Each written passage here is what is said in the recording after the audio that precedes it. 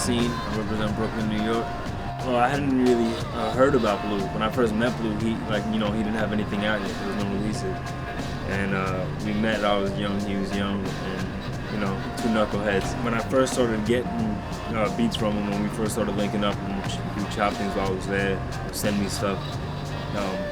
It felt like, it's like speaking a different language in someone else's country, right? And then you find someone else that speaks that language. And you're like, oh, snap, you know what I mean? Like, I've been running around here talking gibberish. I found someone that understands the language, you know what I mean? I was raised on doo-wop.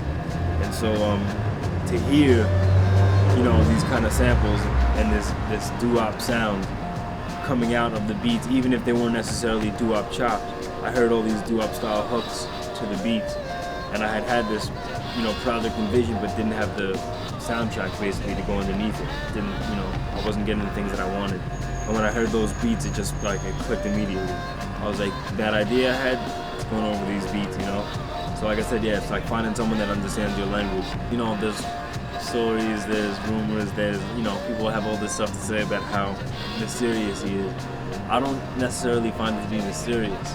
I find it more like he just knows how to keep his space, and he knows the space he needs. Once you reach a certain level of notoriety, and people feel like they know you, or feel like they own you, especially when you're as personal of a musician as Blue, with what he puts out in his music, sometimes people can get too close and feel like they know you, which is kind of the goal of the record, but that can really people can cross that line.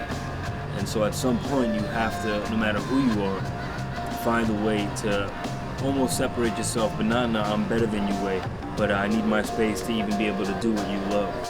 Avenge the Cheap Ass. The original name was Cheap Ass Merry-Go. That song, he had chopped, we were working on Day Late, it was towards the end, and we had pretty much had a set idea of where we wanted to go, but we had some good keepers, and that record came across, he sent me that record, sent it to me with the chorus and without it, and I loved the chorus, and I just kept singing it in my head. The people that I was living with were singing it, and the next day, and I was like, I gotta lay something to that song. And I was living in the Valley, I think, at the time in LA, and I took a couple of turns spinning it, chopped the record on the spot, which I was doing a lot for that album. No writing and coming back. I just sat down and finally all right, I'll write to it this time. Wrote it, recorded it, sent it back, and then we had the song. It went missing for a while. I couldn't find it for a while. I know he asked me, yo, do you have that? Send it to me.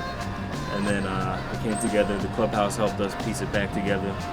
And you guys got it now. So make sure you go out and cop Blue Open, the vocal version of the album, and the instrumental version of the album.